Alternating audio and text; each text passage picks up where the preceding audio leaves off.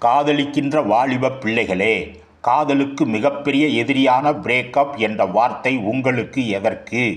காதலிக்கின்ற நிறைய பேர் வாழ்க்கையில் பிரேக்கப் என்ற வார்த்தை பலமாக எதிரொலித்து கொண்டிருக்கின்றது.